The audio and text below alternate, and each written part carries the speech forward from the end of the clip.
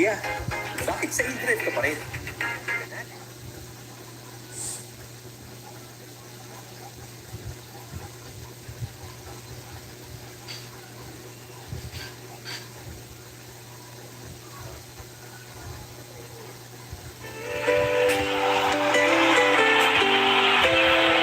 Sa bawat pisong ating binabayaran, pawis at dugo ng bawat mamamayan. Ngunit bakit tila walang patutunguhan sa bulsa ng ilan? Napupunta ang kaban. Mga kalsadang agad nasisira, mga tulay na di man lang tumatagal. Habang ang bayan ay naghihirap, may mga politikong sa yaman ay nagpapasasa. Hanggang kailan tayo mananahimik? Hanggang kailan mga matay ipipikit? Ang katotohanan ay hindi kayang ikubli. Darating ang araw na pananagutin ng may sala. Bangon bayan, huwag nang matakot. Ang tinig natin ay di mabubusalan. Ang salapi ng tao'y dapat ingatan, hindi nakawin ng sino mang may kapangyarihan. Bangon bayan, sama-samang isigaw. Korupsyon ay dapat nang huwakasan. Good morning Sa po. kapag na puso at Shoutout po sa inyo lahat. isa, pag-asa ng bukas ay ating makakamtan.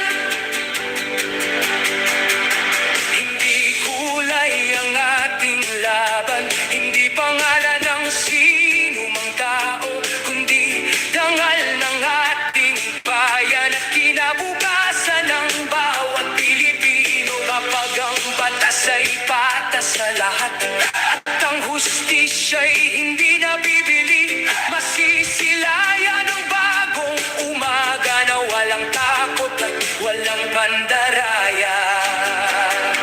Hindi kami titigil sa paghahanap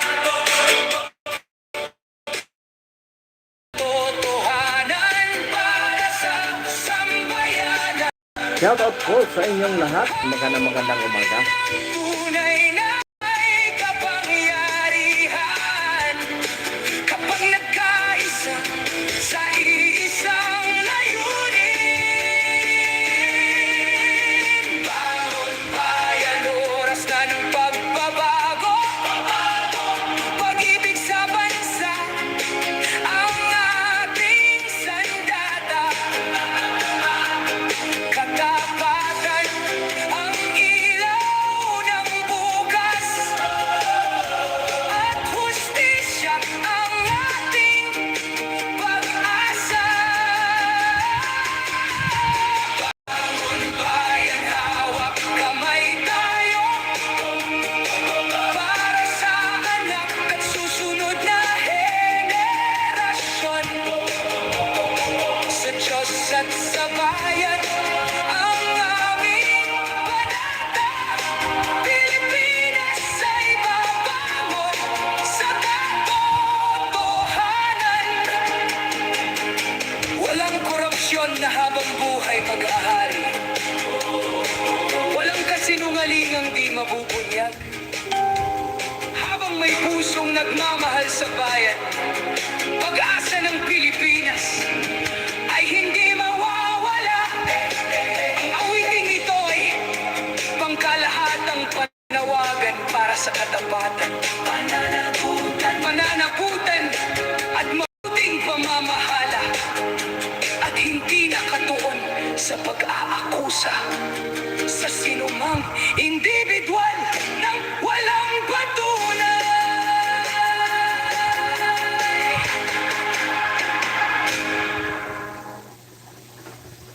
Good morning po sa inyong lahat. Magandang umaga po. At mega shoutout po sa inyong lahat at sa lahat po ng ating mga solid na subscriber. Mega love shoutout po. Magandang umaga po sa inyong lahat. Wala po tayong live kahapon gawa ng medyo na busy.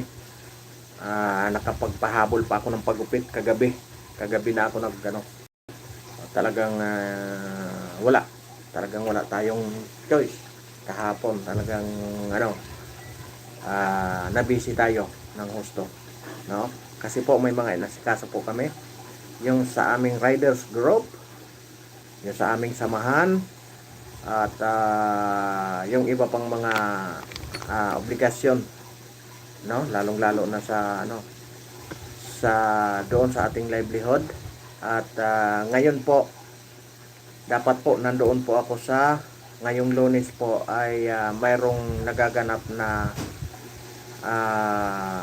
panawagan po sa ating pamahalaan doon po sa Liwasang Bonifacio.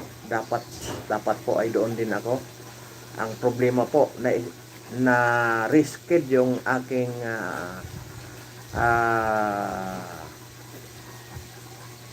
training seminar ngayong alas 9 ng umaga. Na-risked po ng alauna kaya nagbago ang lahat. Dapat po ay doon ako ng alauna. Kasi nga naka-schedule na po yun. Ang problema nagbago po. Hindi ko po pwedeng cancelin itong dito kahit na-adjust yung oras. Gawa ng ito po ay malaking maitutulong po ito sa ating community. Dahil ito po ay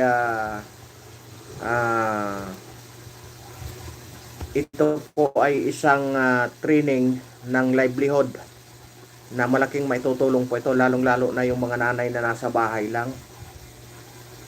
Pwede po silang magbenta ng online.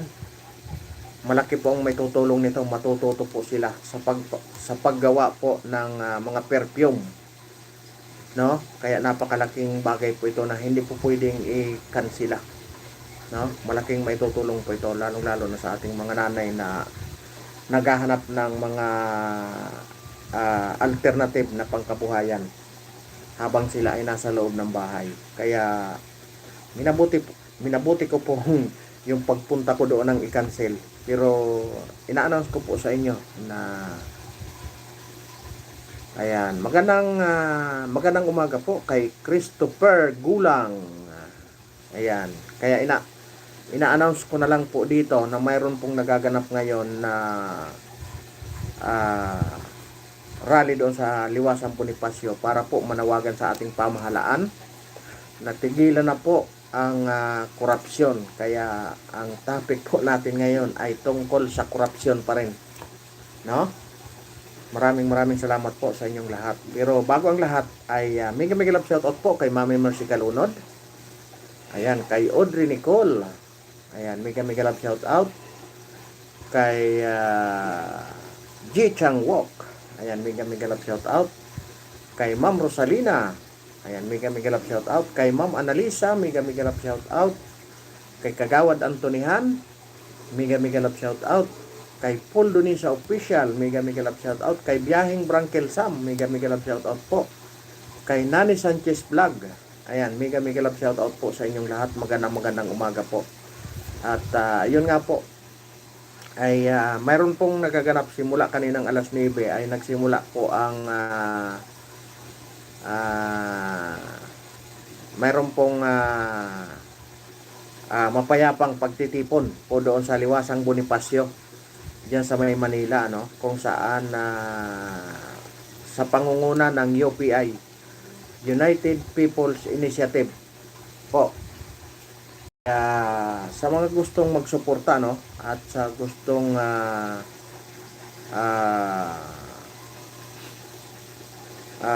manawagan sa ating pamahalaan sa mapayapang paraan po ay nandoon ang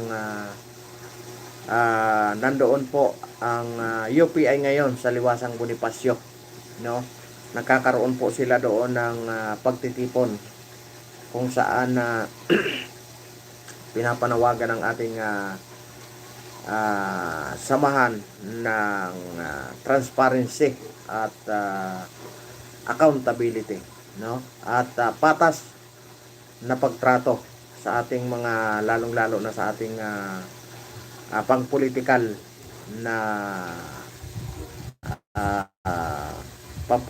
na nagaganap ngayon dito sa ating bayan, no? Kaya sa gustong mag-join, nandoon po sa Liwasang Bonifacio ngayon ang UPI, simula po kaninang alas 9.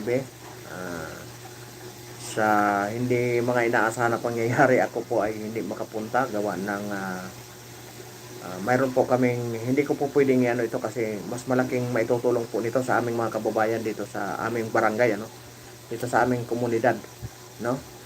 At na-risked po yung baba ng magti-training po doon sa ating mga nanay, lalong-lalo na yung mga solo parent na aming tinutulungan, kasi nga po ay napakalaking bagay po ito. Isang pambihirang opportunity po ito na libre po nilang makukuha. Wala silang bibitawan kahit piso. Ang tanging lang gawin nila ay mag-attend at pag-aralan kung paano gumawa ng pabango sa sariling pamamaraan, no? Kaya in-adjust ko po kasi po hindi po ganun kadali magpa-schedule po ng mga ganong klaseng training. Kaya minabuti ko nang i-cancel yung isa. At mayroon pa po kami na panghapon pa na isa. Pagkatapos po nung livelihood na yon ay makikipagkita pa po kami doon sa MRF ng local government para mapag-aralan po kung ano ang mga dapat gawin sa mga basura na mga hindi matagal matunaw at para maibsan yung basura dito sa ating kabarangay, lalong-lalo na po itong madalas na pagbaha. At nakita naman po natin kung gaano karami ang basura na nangyayari sa tuwing magbaha, lalong-lalo na yung nakita nyo, no? Doon sa Parañaque, kung saan talagang gabundok na basura. Kaya naisip po namin na talagang mag-focus kami sa MRF, kung saan malaking maitutulong nito sa paggawas ng basura dito sa ating komunidad, no? Kaya yun, sa gustong mag-join, pumunta po kayo doon sa Liwasang Bonifacio at pwede po tayo doon magsisigaw. Malaya po tayo doon. Gawa ng iyon po ay itinakda talaga para sa mga malalayang Pilipino na gustong magpahayag ng kanilang damdamin. Alright?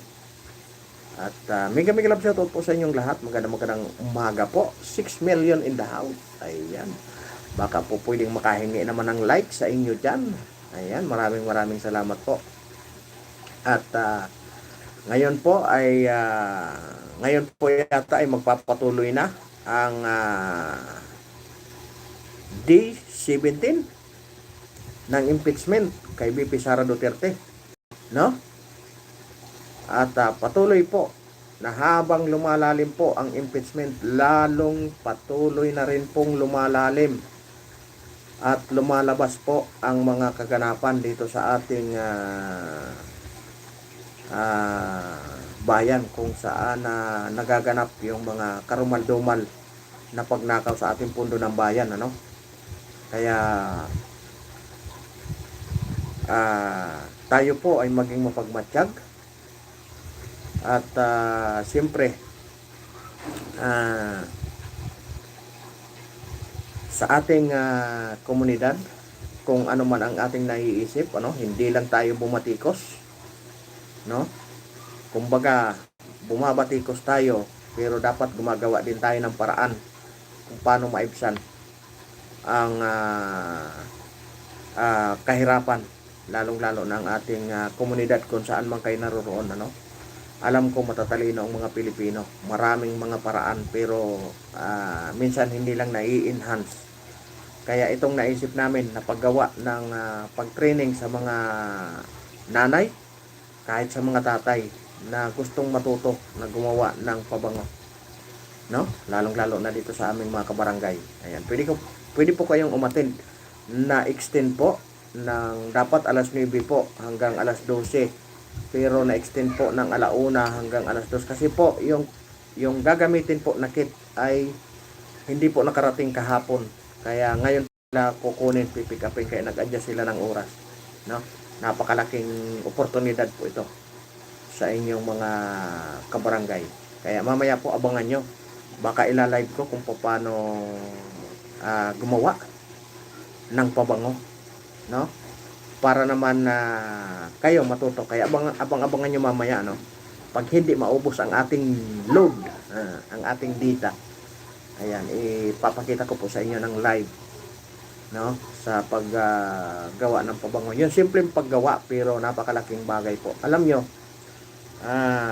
natuto na po ako niyang gumawa ng pabango. Pero gusto ko pang ma-enhance kasi may mga para-paraan po sa paggawa ng pabango, katulad ng yung iba ayaw ng alcohol base. Di ba? Yung iba naman gustong-gusto yung alcohol base. Yung iba naman gusto yung alcohol base. Yung isa yung iba naman ang gusto oil base. No, depende po kasi sa ano ng tao. Kaya gusto ko pong matuto at gusto ko pong ma-enhance yung kaalaman ko pa pagdating sa paggawa ng pabango. No? Ngayon po, nagbebenta po kami ng pabango. Kaya bukod sa trabaho ko, may mga alternative po kaming pinagkakitaan. Doon sa livelihood po, ay libre po yun na tinutulungan namin.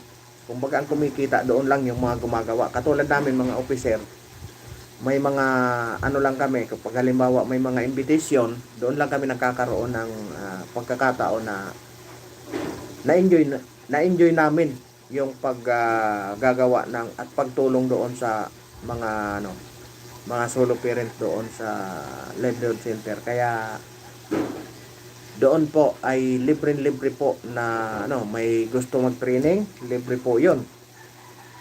Nagtitiis po ang ating mga officer doon, yung trainer, lahat po nagtitiis doon na magtiyaga, magturo sa mga gustong matuto, no? Kasi isang treasure din po 'yon sa amin na may natulungan kami, no? Kaya ang ano po na ito, hindi lang po ito puro batikos, ha? yung live ko na ito, hindi lang ito puro, no? Pero yung main topic doon na talaga. Yung ating main topic, no? Kaya yun, tatapusin ko na dito yung pag-promote. Inano ko lang kasi nagbago po yung ating schedule, no? Pero talaga ang ating main topic, yun doon pa rin tungkol sa corruption sa ating pamahalaan. Kaya inaano ko po na suportahan natin po yung UPI, no? Suportahan po natin ang UPI para naman po sa ating mga para naman po sa ating mga gustong maglabas ng hinaing at gustong manawagan sa ating pamahalaan. Ayun. Kaya ngayon po ay may nagaganap na rally sa Liwasang Bonifacio, no? Ayan. Kaya ito, meron akong iparinig sa inyo, no? Mukhang pati ang Diyos nagagalit na rito. Inaalaw niya na yung bahay. Baha na sa buong Luzon. Anong ginagawa ng ating Vice President? Napupunta sa iba't ibang bansa. Just imagine meron tayong impeachment court dito. Dapat maharap siya. Saan siya? Nasaan siya ngayon? Gusto kong tanungin, nasaan pa siya ngayon? Meron akong nakita na video. Oh, sumasayaw pa siya eh. Nasaan ba siya ngayon? Yun ang tanong natin, nasaan ngayon ang Vice President? Madam Vice President, bumabaha na. Nagagalit na ang Diyos. Pati ang taong bayan, napapagod na rin. At gumagastos tayo ng milyon-milyong buwis dito na binibigay ng mga Pilipino. Oh, humarap ka na. Humarap ka na para matapos dito. Oh, ngayon po, anong narinig nyo? Sabi niya, gumastos ng milyon-milyon. Gumastos tayo ng milyon-milyon. Kaya pinapaharap niya po ang Vice Presidente. No? Ngayon po, gusto nating i-emphasize. Bakit ko pinarinig to? No? Narinig nyo na ito. Maraming beses nyo na siguro itong narinig, ano? Itong interview ni Bini Abante, no? Ayan, maraming salamat po sa nag-like at saka sa magla-like pa po. Maraming salamat. No, narinig nyo po ano, yung panawagan. Anong sabi niya? Uulitin po natin. Lang Bishop, no? Mukhang pati ang Diyos nagagalit na rito. Inaalaw niya na yung bahay. Baha na sa buong Luzon. Anong ginagawa ng ating Vice President? Napupunta sa iba't ibang bansa. Just imagine meron tayong impeachment court dito. Dapat maharap siya. Saan siya? Ano daw? Sabi niya, mayroon tayong impeachment court. Dapat humaharap siya. No? Ilang beses na po yan sinabi ng mga legal expert na hindi na kailangan humarap ang Vice Presidente. Bakit gustong-gusto nilang iharap? No? Sa kabila ng may mga abogado siya. At hindi naman kino-question, lalo na yung mga senator judge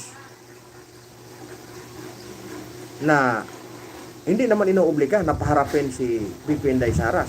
Yung mga senator judge yun Pero ito, sarap ng buhay, naka-aircon sa kanyang opisina. Sige ang panawagan ng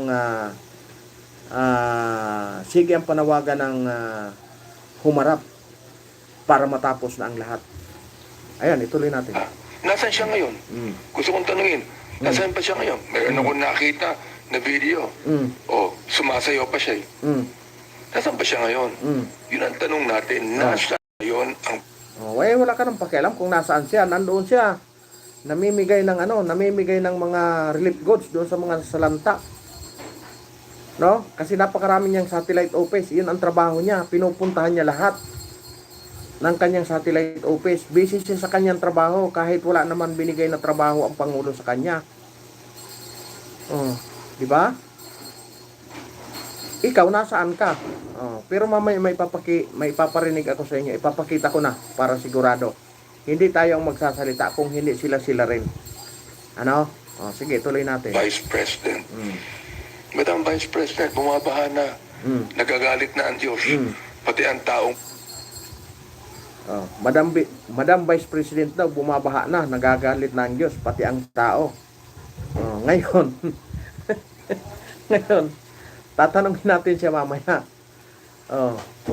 Congressman Bini Abante, bumabaha ng pondo sa District 6. Ngayon, anong nangyari? Bakit binaha ka? Sige, tuloy natin. Bayan, napapagod na rin. At gumagastos tayo ng milyon-milyon. Gumagastos daw si VP Sara ng milyon-milyon. Lee Sung-sun, good morning. Ayan, good morning to you, my dear friend. Gumagastos daw tayo ng milyon-milyon. Pero sa kanyang distrito, gumastos ng bilyon. Pero nalubog sa baha. Tuloy natin. Dito, na binibigay ng mga Pilipino. Humarap ka na. Humarap ka na. Para matapos. Humarap na daw para matapos na. Atat na atat siya. Atat na atat siya na humarap. Sige, tuloy natin. Dito. Ayan. Tapos na nga. Natapos na. Di ba? Nakakalungkot. Mukhang pati... Pati ang Diyos daw nagagalit na. Nagagalit na kay VP Inday Sara kasi nga hindi humaharap sa impeachment. No? Hindi umaharap sa impeachment. Ngayon, hindi ako magsasalita. Ang pagsasalitain natin si Mayor Isko Moreno. Ang pagsasalitain natin tungkol sa nasasakupan niya, no?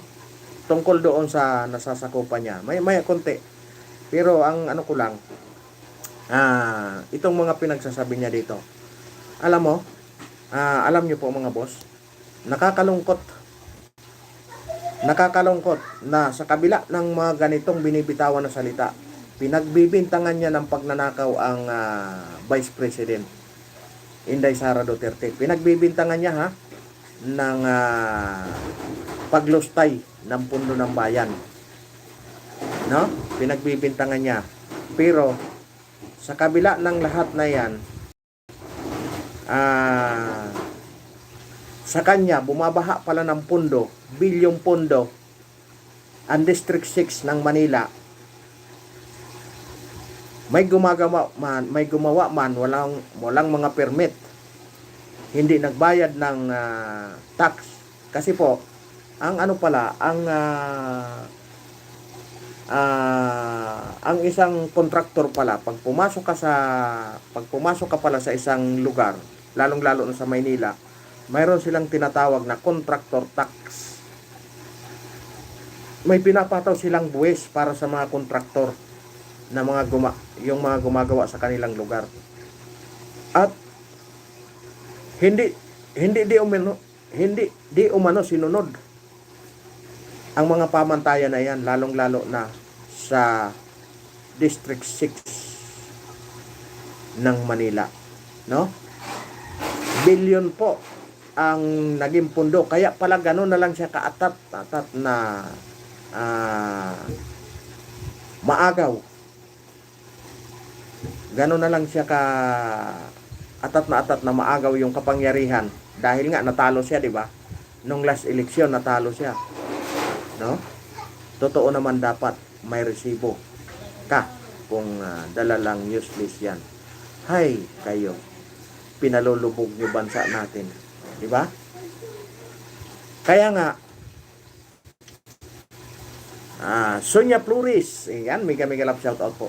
Kaya nga po ang inaano natin dito, hanap sila, bato ng bato sila sa isang vice president. Pero sila mas matindi pala ang kanilang pinaggagawa. No? Akalain mo may suot-suot pang krusipiho. May suot-suot pa siyang cross.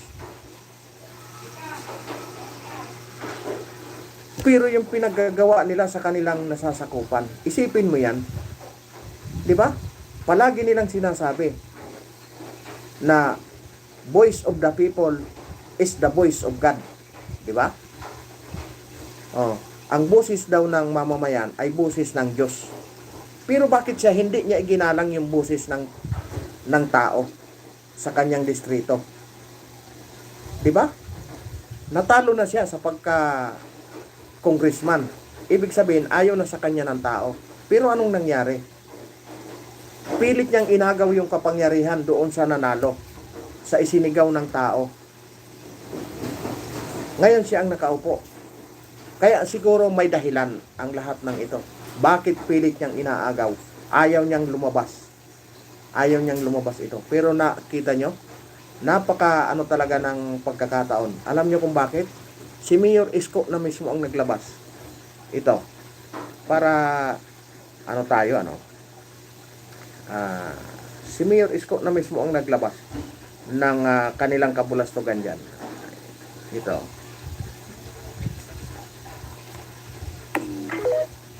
The flood control project done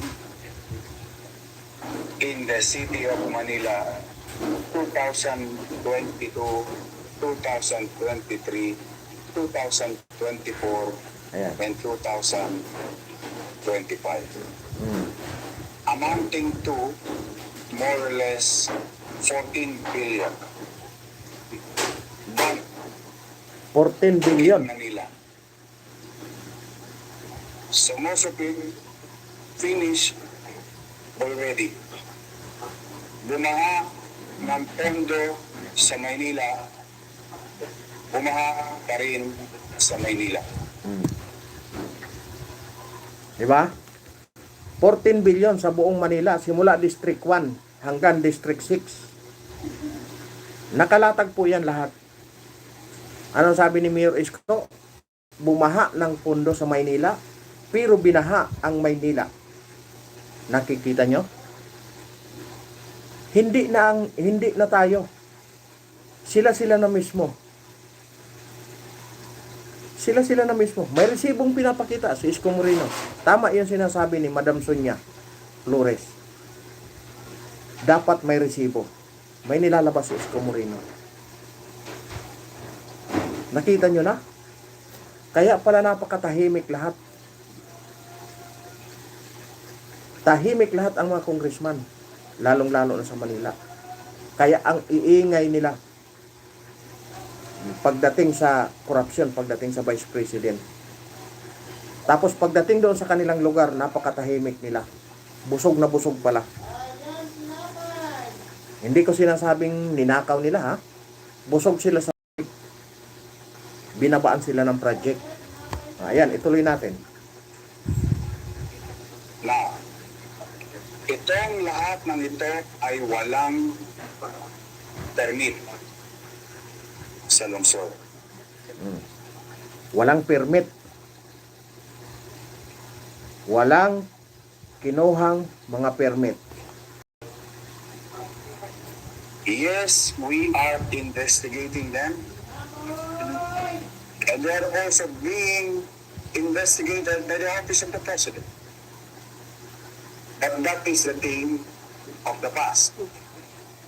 Sad to say, ulitin ko, bumaha ng pondo sa flood control sa Manila, mounting to 14 billion, and yet the people of Manila and those people studying, working, doing business, going in and out of Manila, continue to suffer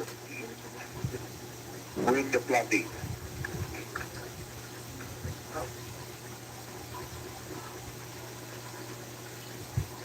Gusto niyo malaman per district? Per district?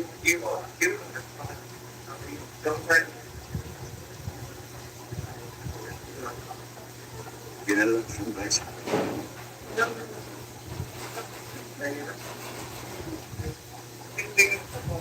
District 1, 3.4 billion. District 2, 2 billion and 59 million. District 3, 4.2 billion. District 4, 1.3 billion. District 5, 1.1 billion. District 6, 2 billion and 60 million. Total of 14 billion. Ha? Narinig nyo? Yung District 3, iyan po ay kay Joel Chua na napakaingay ngayon doon sa naghahabol doon sa Vice President, doon sa impeachment. Si Mayor Isko na mismo, ha? Rogelio Castillo, ayan, mega love shout out. Si Mayor Isko na mismo ang nagsabi, mga walang permit.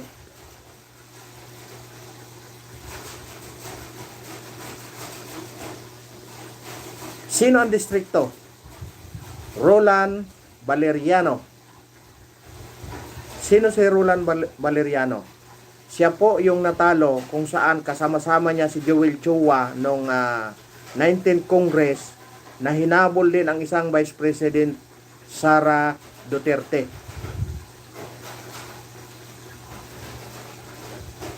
Nakikita nyo? Habol ng habol sila sa sinasabi nilang magnanakaw. Gayunpaman, sila ngayon ay pinagbibintangan na bilyon-bilyong pundo ang nalustay doon sa kanilang mga syudad. 14 billion. Simula District 1 hanggang District 6. Pero bakit binahang Maynila? Oh. Di ba? ang lalakas ng loob nila magsisigaw ng accountability. Pero sila, isinagaw ba nila yung mga sarili nilang distrito? Di ba ang lalakas ng loob? Hindi po yan Maka Duterte. Si Sara Duterte. Si Isko Moreno. Hindi po yan Maka Duterte. In fact, inano niya pa nga ang mga Duterte. Di ba? Nagbitaw pa ito ng mga maanghang na salita. Lalong-lalo na doon sa kay Tatay Digong.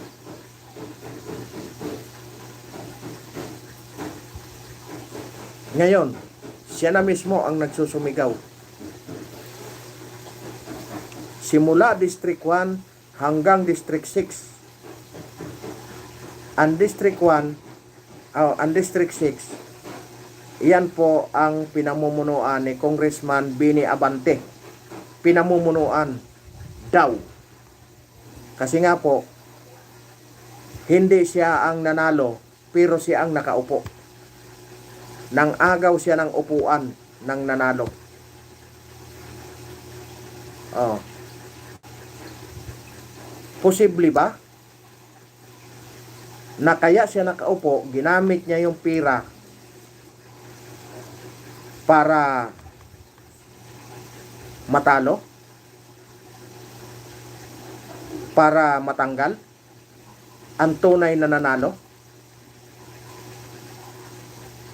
sa District 6? Kasi po si Bini Abante po ay tinalo po ng isang Joey Oy. Tinalo po siya ni Congressman Joey Oy. Pero yung nanalo ay hindi po nakaupo. At yung natalo, yun ang nakaupo ngayon. Posible ba na kaya binaha ang District 6? Dahil ginamit niya sa eleksyon? Tayo po ay nagtatanong lang. Isa siyang pastor. Dapat siya po ay marangal. Dalawa ba ang pagkatao niya? Pag sa harap ng kamera, siya ay maamong tupa. Pero pag nasa likod ng kamera, siya ay mabangis na leon.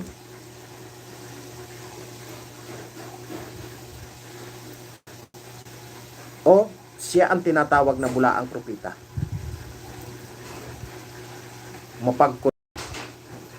Mapagpaimbabaw. Diba? Ang sinasabi po natin dito, tinatanong natin po sila kung bakit nagkaganito. Simula District 1 hanggang District 6, 14 billion. May mga nakitang ongoing pero hindi nagbayad ng taxes sa Maynila. Anong nangyari? Yan, ituloy po natin.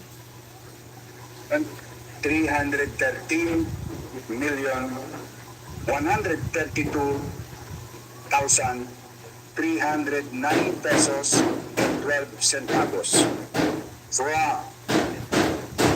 budget allocation of the year 2022, 2023, 2024, and 2025. At malamang sa hindi, kulang pa yan. Kasi ang lahat ng ito ay kinuha lang namin sa website ng Pangulo.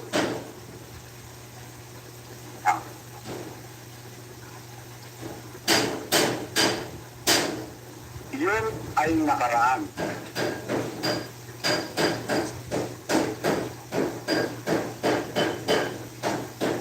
Ngayon may bago pa.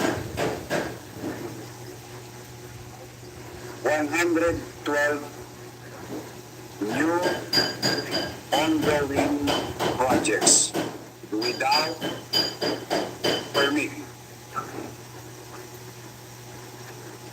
without paying regulatory fees for the local government of Manila. Particularly contractors tax.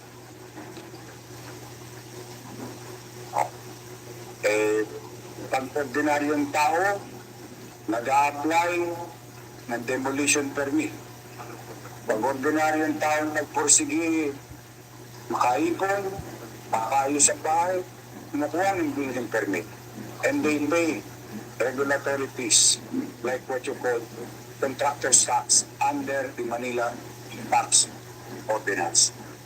These are ongoing. We'll send you a copy of this. And yung mga binanggit ni Pangulo na mga kumpanyang paborito, nandito rin. Kayo na ang umusga. 2020. Diba? Oh, ngayon, kayo na ang mag-isip. Kaya ba sila ganun, sila kaporsigido? Manila pa lang po ito, ha? Tingnan nyo ang pumirma sa impeachment laban sa isang vice presidente. Kasi Manila pa lang po ito. Ibig sabihin ba, ang lahat na 200 plus na pumirma sa impeachment ng isang vice presidente, busog na busog? Sa mga projects? Or, yung sinasabi ng kapwa nila congressman na 125 million bawat signature. Kaya gano'n na lang sila kaporsigido na pumirma sa isang impeachment na kahit hindi nila alam yung nilalaman, pirma sila. May umamin po niyan na isang congressman.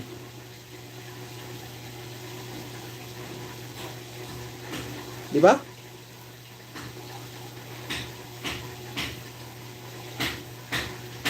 Oh. Ngayon, ulitin natin yung nakakatuwa naman yung yung panawagan ng nakakatuwa naman yung panawagan ng natin. Yan ang budget for flood control pero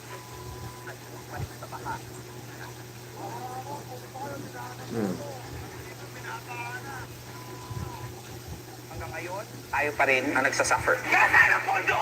545 Ayan. billion ang budget for flood control pero alubog pa rin sa baha ang Pilipinas. Makurakot, pwede ba kayo pinahan ng proto? Kami dito, pinabahan na. Hanggang ngayon, tayo pa rin ang nagsasuffer. Bilyon ang budget sa flood control pero konti ko lang, lulot kami.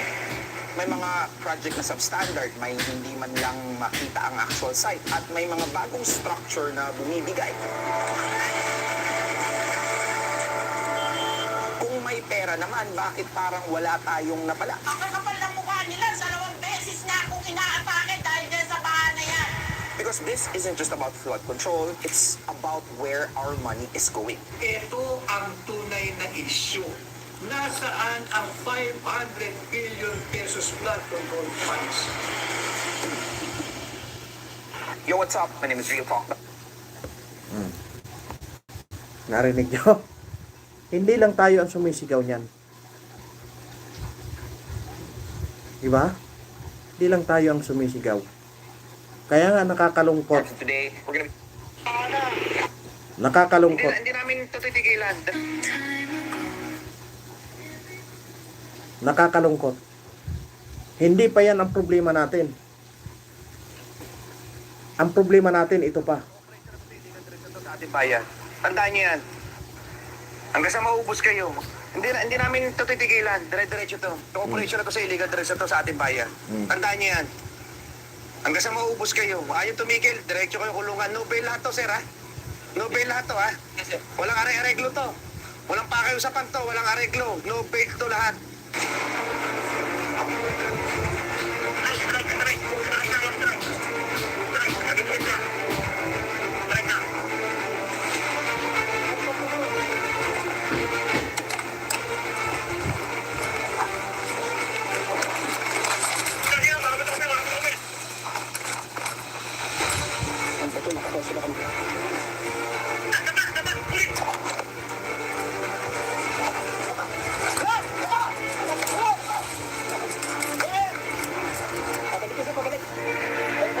Nakita nyo? Pinagsisigawan ng ating pambansang kapulisan na bumaba ng 20%. Eh ano ito? Namamayagpag ang droga. Diba? Bukod pa yan, ha? Sa flood control. Doon pa lang tayo sa flood control. Tandaan niyo yan. Gagalit na rito. Ayun, ulitin natin Inaalam ito. niya na yung bahay. Lambi siya. No? Mukhang pati ang Diyos nagagalit na rito. Inaalaw niya na yung bahay. Baha na sa buong Luzon. Anong ginagawa ng ating Vice President? Nagpupunta sa iba't ibang bansa. Just imagine, Alam nyo, may isang sinabi si Pastor Abante na tama siya. Nagagalit na ang Diyos. Nagagalit na talaga ang Diyos. Alam nyo kung saan?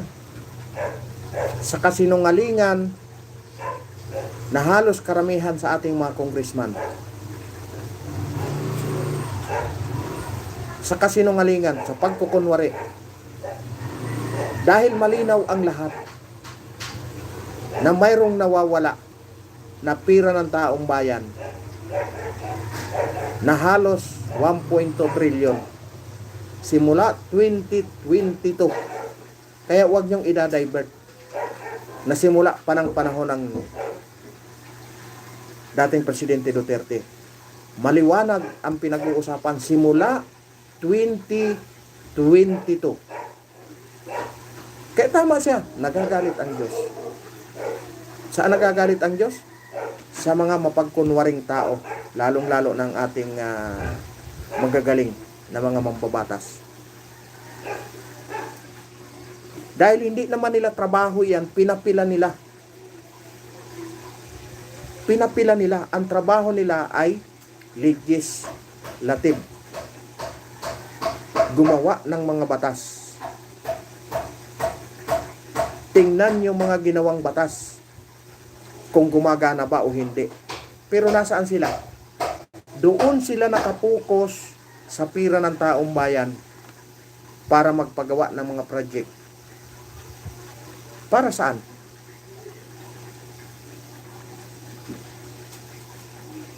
Para bawiin yung ginasto nila nung last eleksyon at pag-prepare sa susunod na eleksyon. Kaya walang kabusugan.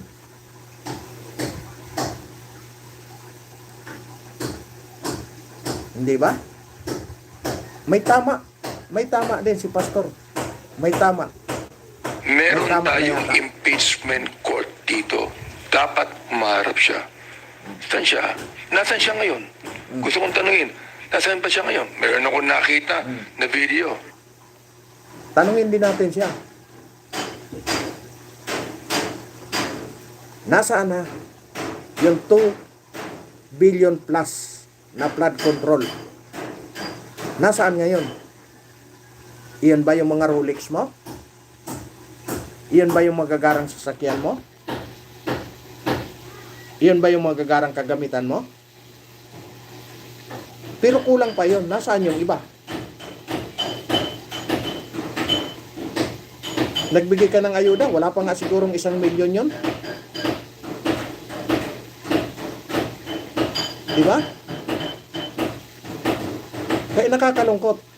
Pinagtutulungan nila ng ang isang tao. Pero sila pala nagkakaisa para itago ang kanilang mga kalokohan. Galit sila sa isa, pero sa sarili nila hindi sila nagagalit.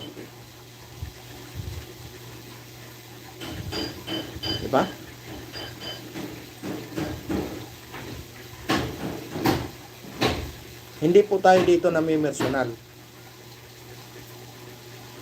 Ang pinupunto natin dito, yung kanilang pinagagawa bilang isang mambabatas.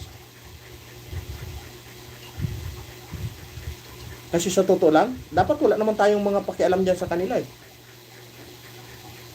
O saan tayo nagkaroon ng pakialam? Dahil nga, halos tuwing tag-ulan na lang, nagtsatsaga tayo sa baha. Nagtsatsaga tayong lumusong. Ayun po, yung isang member namin. Nakahiga ngayon nang dahil sa leptospirosis. Nang dahil sa baha.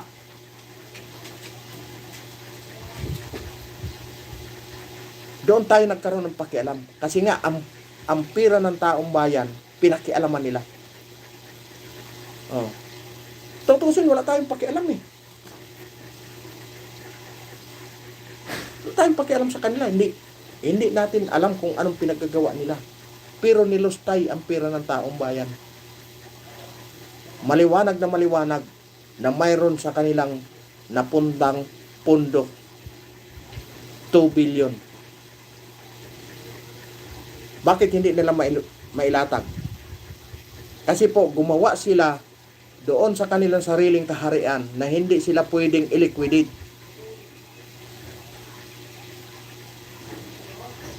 Anong ginawa nila?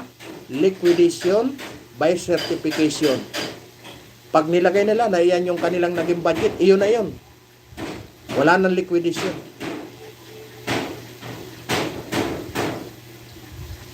Wala na kayong dapat tanungin. Basta pag nilagay nila doon, iyon na yun.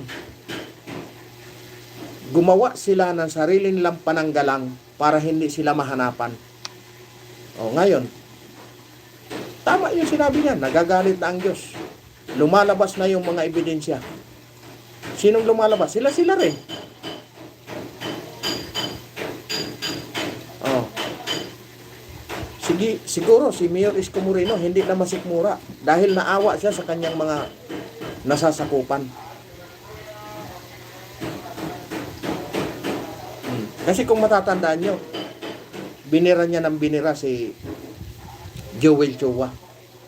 Pero bandang huli nagkaayos sila. Oh. Pero ngayon, siguro hindi na matiis. Hindi na kayang sikmurain ni Mayor Isko Moreno. Naawa siya na pinagpistahan na ng mga daga yung kanilang mga constituent. Nalubog sa baha yung kanyang nasasakupan. Eh anong nangyari? Dapat nang magsalita. Nakaimbak na tambak mga sila sa Di ba? Tingnan nyo, naririnig nyo yun? Naririnig nyo yung dumadain yung sumisigaw? Kahit sa ganung paraan, gumagawa sila ng paraan para mabuhay sila sa kanilang pang-araw-araw, makabili sila ng sarili nilang pagkain. Makakain sila ng 3 beses sa isang araw. Pero itong mga congressman natin, ang gaganda ng mga sasakyan, ang gagara ng mga sasakyan, samantalang nag-umpisa sila dyan.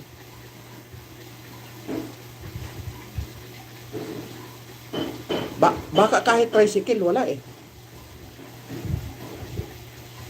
Pero ngayon, makikita mo, bumantay kayo doon sa loob ng Congress, sa may papasok. Makikita nyo doon, pagandahan ng mga sasakyan. Makikita ka pa, may mga naka-bulletproof.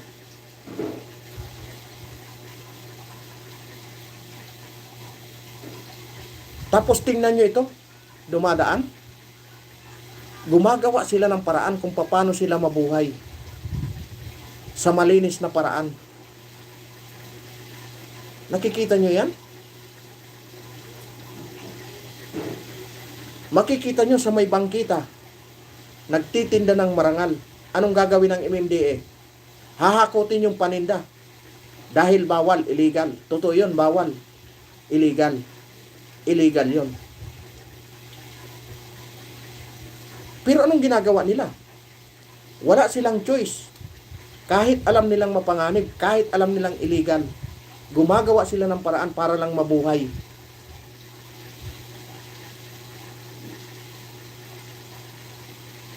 Di ba? Gumagawa sila ng paraan para lang mabuhay. Pero anong gagawin ng ating pamahalaan? Gigipitin, kukunin yung paninda. Wala man silang ginagawa na programa para matulungan yung kanilang mga constituent.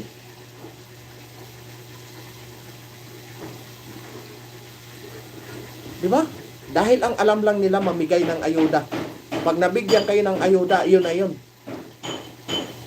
Mabuhay na kayo sa loob ng 6 na taon. Hindi na kayo maghihirap, sabi ng presidente.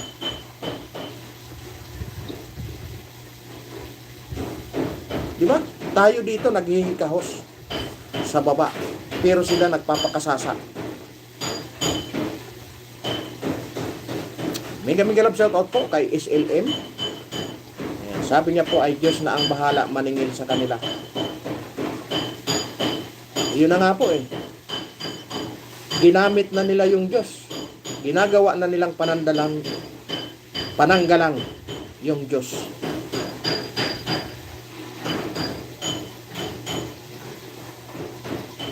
Diba? Nakakalungkot lang.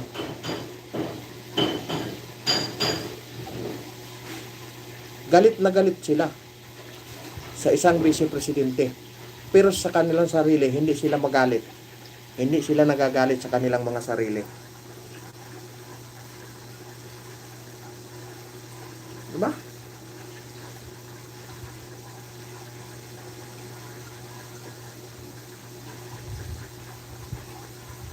Ngayon, nandoon yung UPI. Mga retired military ito. Nagsisigaw sila doon ng panagutin yung mga magnanakaw. Pero nasaan ngayon?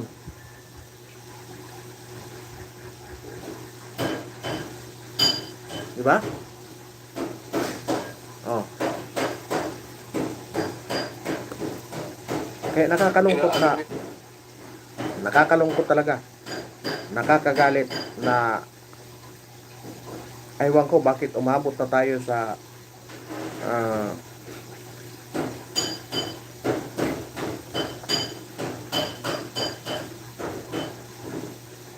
makikita nyo, ipakita ko sa inyo.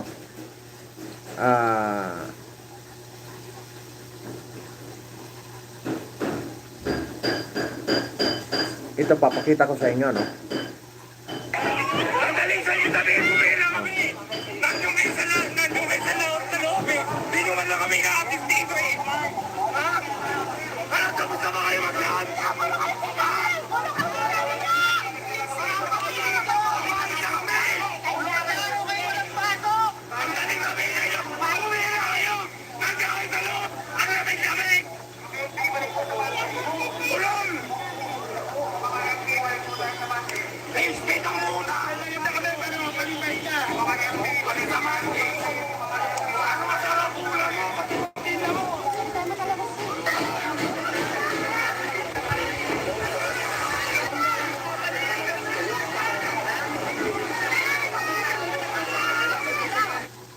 Nakita nyo? Kukuha lang ng NBI yung mga tao dahil gustong makapasok ng trabaho. Requirements po yun eh. Diba? Pero anong ginawa nila? Nandoon sila sa loob ng aircon, nagpapalamig, yung tao nagkakagulo sa labas.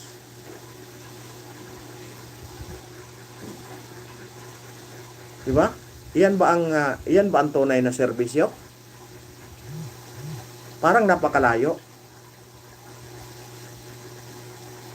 Di ba? Napakalayo ng sinasabi nilang tunay na serbisyo. Napakalayo.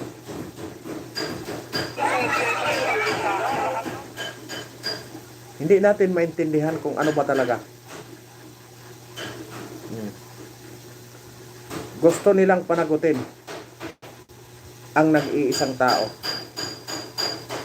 Dahil sa kagustuhan nila, hindi na nila alam kung ano ang dapat na serbisyo sa ating pamahalaan.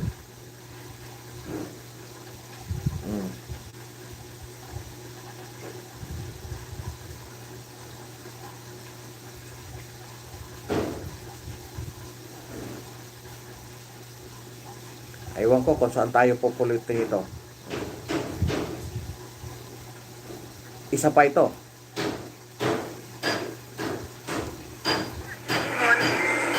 About radioactive. Regarding sa kanailang Ito pa, isa pang may problema. Yung pabrika ng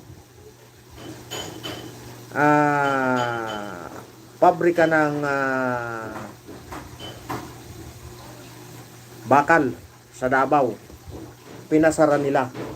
Daan-daan tao na naman ang nawalan ng trabaho. Daan-daan ang nawalan ng trabaho kasi nga mayroon daw radioactive. Ngayon, pakinggan nyo yung mga trabahante. ano sir, base sa warang na nilang ginaingon about radioactive.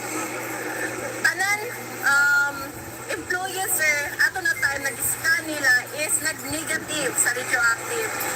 Kung pasabot, wala okay me. Wala sir, diretso ang tanan, surprise ang tanan. Tanan na nasa sulod. Naapil pa gani ang wala ilabots na na mga employee, mga supplier lang, mga driver, naapil pa man gani. Ang mga guard diri gitutukan ng nila dayon dito sa baril. Tapos dito sa office, sa sulod, first to fourth floor, gipang tutukan nila tanan og baril. Kami, okay kayo amo ang pagpanaybaho sir, wala himong dautan, mga pagpilang na mo dito, among i-process, bayad sa mga supplier. Ayan. Lahat sila tinutukan ng baril kasi mayroong radioactive. Nililigtas daw nila yung empleyado.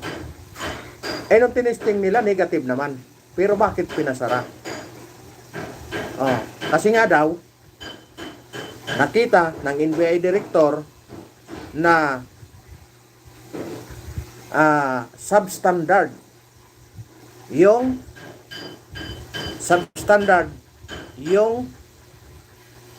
mga bakal. Doon daw sa paglindol, doon sa 7.1, doon sa Sarangani. No? 7.1. Nakita daw nila na may mga pangalan ng bakal doon. Diba?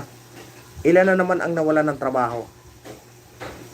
Ngayon, dahil sa kanilang pagpapalusot, ito, hanapin na naman natin para ayun. Namumblema tuloy yung bayan ng Davao kung paano nila masuportahan yung daan-daan na nawalan ng trabaho.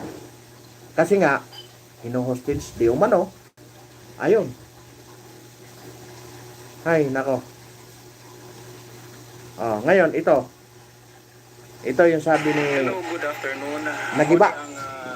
Ito po yung yung location ng old municipal home building ng Municipality of Glan Sarangani Province na gumuho noong 6.8 magnitude na lindol noong June 8. At saka nagiging laman ito ng balita in relation doon sa raid na nangyari doon sa Davao, sa Davao Mighty Steel. Kasi allegedly, according to General Director Matibag, na may nakikita daw sila na mga bakal na may markings na DMS doon sa mga gumuhong gusali. At saka sa report, ito yung mismong building na pinakita sa report. Ngayon, dinimolish na ito para for construction of the new building. So tingnan natin, nandito yung mga bakal. Tingnan natin kung may markings ba talaga. May markings. Wala eh. Hindi mo makikita ang mga markings. Wala na eh. Ganito, galing na ito sa mga sa mga semento na na tinibag. So kung totoo yung sinabi ni Director Matibag, ay napakagaling niya, Mas magaling pa siya sa mga engineer kasi makikita niya yung bakal sa loob mismo ng ng semento na may tatak na DMS. So ito yung mga bakal. Ito yung bakal. Tingnan niyo. So ngayon, anong ibig sabihin niya? Nagsisinungaling si Matibag. Kasi Sarangani Province yung minention niya eh. Saka yung Glan ang pinaka-heavily affected ng 7.8 magnitude na lindol. So paano nangyari? As I can remember, pumunta dito yung NBI para magbigay ng cash assistance na I don't know how much. That's it. Saka nagpalipad sila ng drone. Siguro yung footage na nakuha na tawag nito, pinakita sa report is yan yung kuha nila sa drone. Pero they did not inspect the building. So ngayon, nandito yung ebidensya. Ito yung mga bakal. Paano natin ma-determine dyan kung may DMS na mga markings dyan? So far, wala pa ako nakikita So anong ibig sabihin yan? Sinungaling NBI. Hello, good afternoon. Nakita niyo na. Kaya nga minsan, hindi na tayo kailangan lumayo. Dahil sila mismo, pinapabulaanan na mismo ang kanilang mga pinagsasabi, mga kanilang mga dahilan. Sipin mo yun, daan-daang empleyado ang nawalan ng trabaho. Ilang pamilya yon, ilang anak ang pwedeng maghirap dahil dyan sa ginawa nila.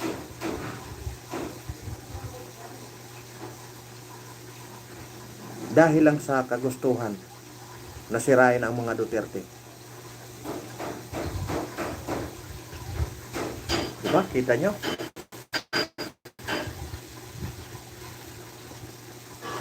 Gusto lang nilang patunayan na hindi maganda ang palakad ng Duterte. Nagsasapir ang ating mga kababayan.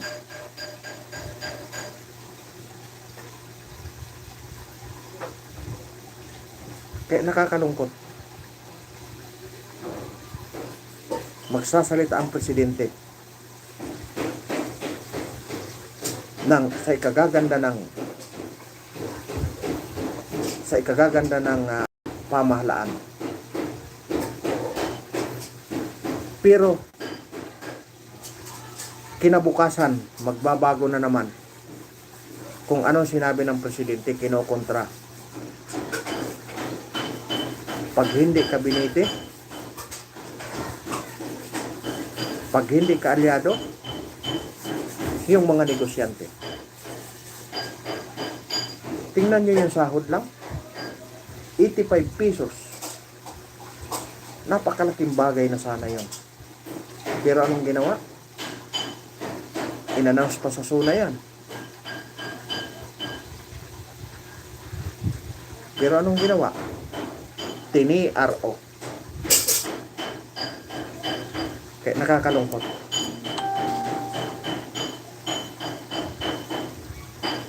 Yun. Hanggang dito na lang po muna tayo. Maraming salamat po sa inyong lahat. At sinamahan nyo na naman ako hanggang dulo. Mega love shoutout po kay Mami Mercy Calonon. Alright. Ingat po sila sa'yo lagi. Alright? Mega love shoutout po. At happy birthday po sa may mga birthday ngayon. No? Kay Maribit Masong. Ayan, mega love shoutout po. Nanonood siya ngayon. Alright? Maraming salamat po at sinamahan niyo ako hanggang dulo. Hanggang sa susunod po ng ating live. Ayat, ingat po kayo lahat. Maraming salamat po at God bless us all.